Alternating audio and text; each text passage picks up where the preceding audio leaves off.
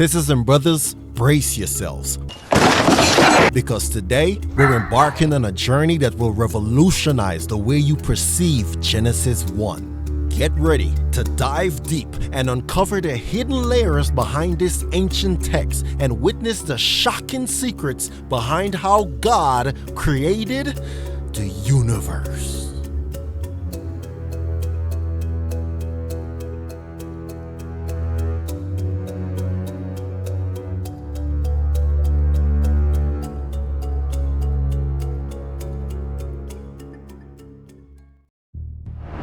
I want you to take a very good look at this image. You see it? Listen, if you stick around to the end of this video, I'm going to show you the full layout from the heaven to the earth, accurately according to how the Bible said it. You in for a treat. But anyway, let's start this video.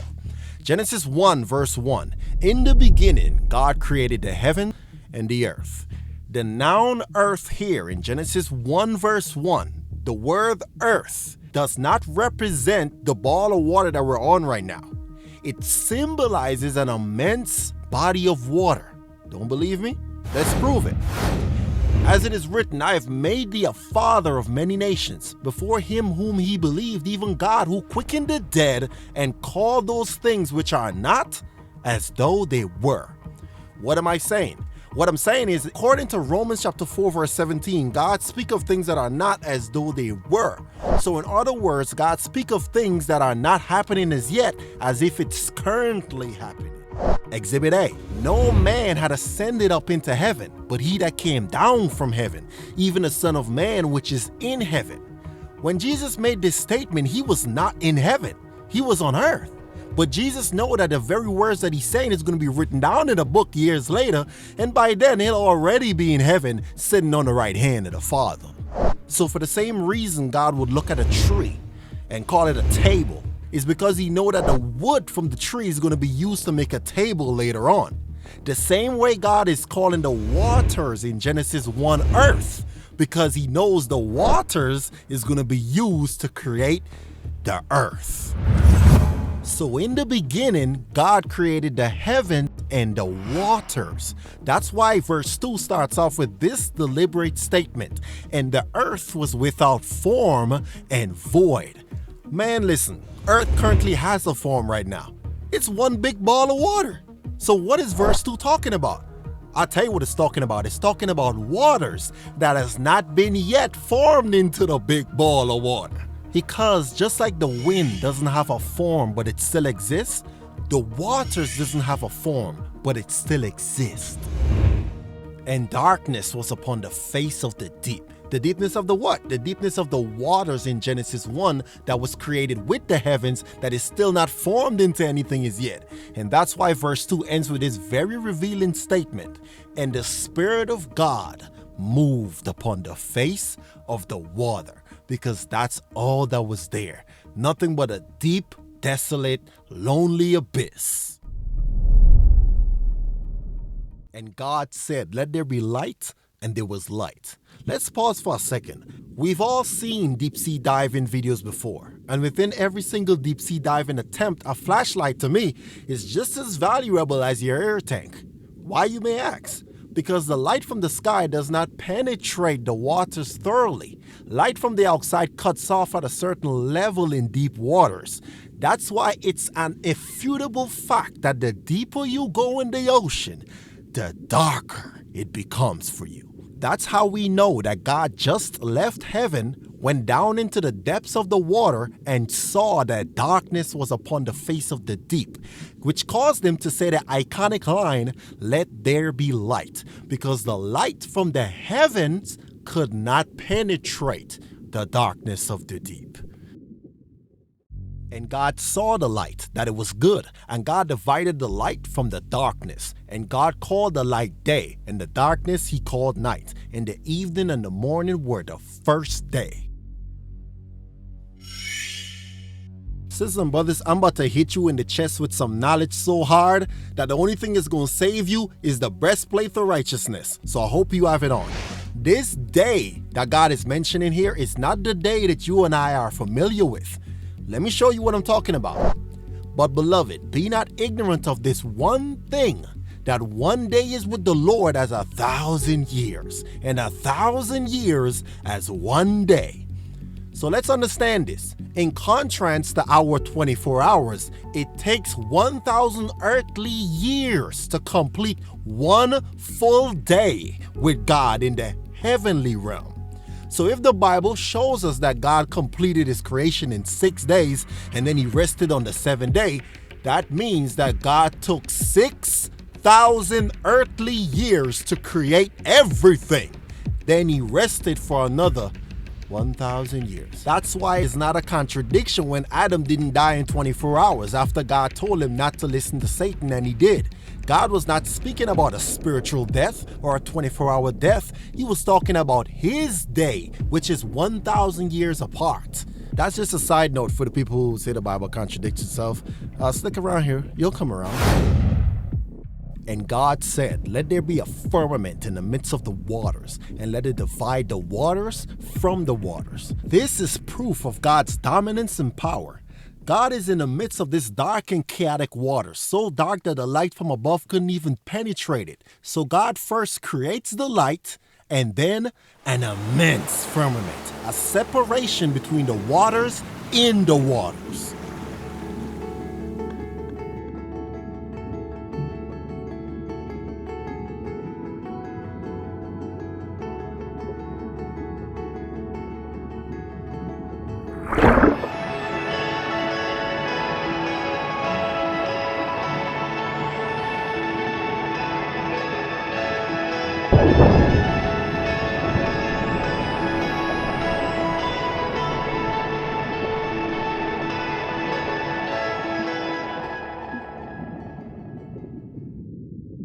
Here comes the most noteworthy thing. If you don't pay attention, you're going to miss it. And God called the firmament heaven, and the evening and the morning were the second day. So we are now acknowledging the existence of not one, but two heavens. I must say, I was never taught this in Sunday school. However, now we know that there are two heavens, one above the waters and one in the waters.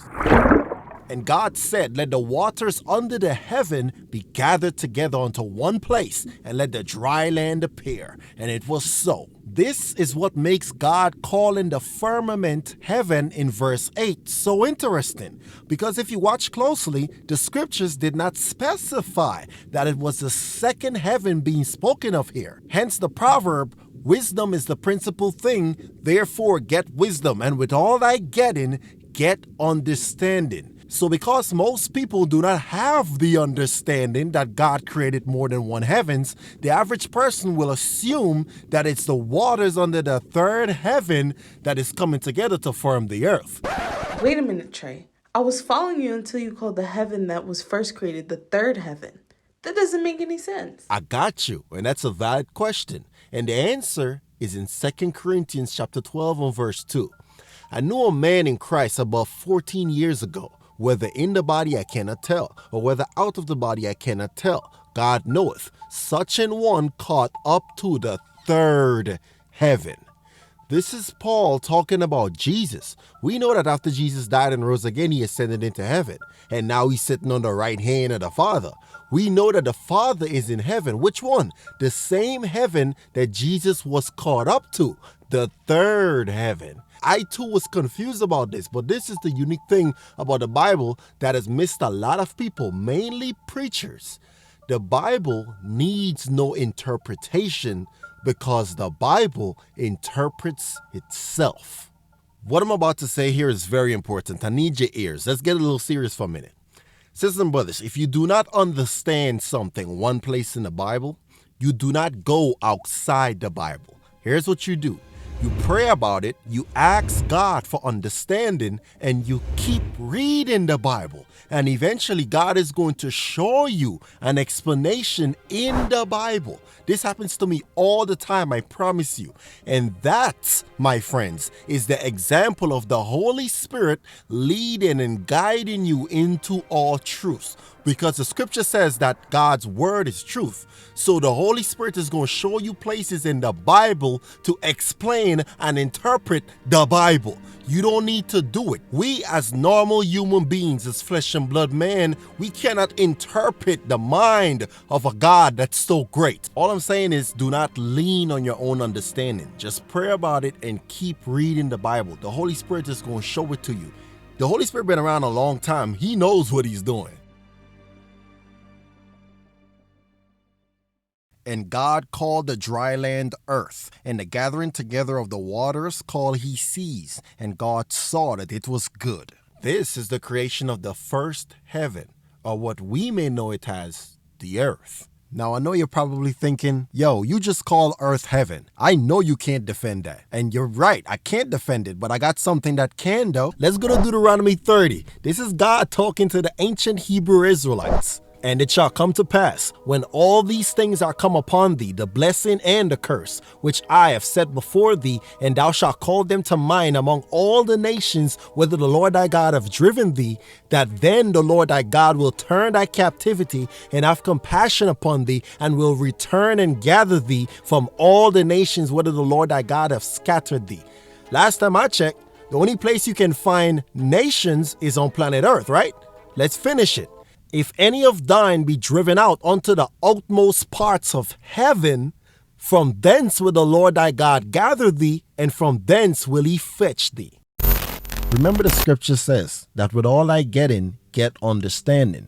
So if we understand that the first heaven that was created is called the third heaven, and the second heaven, which is the firmament, is called the second heaven, then the last heaven that was created, which is earth, is called the first heaven.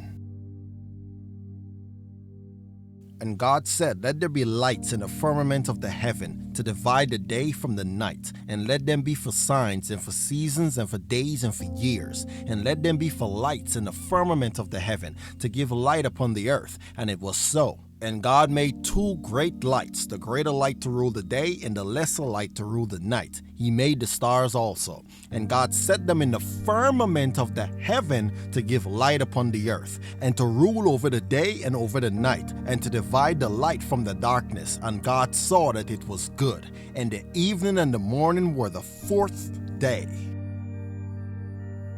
So with the sun and the moon finally being created, we could actually say that the 24-hour clock had just started ticking. And it's actually been accumulating ever since.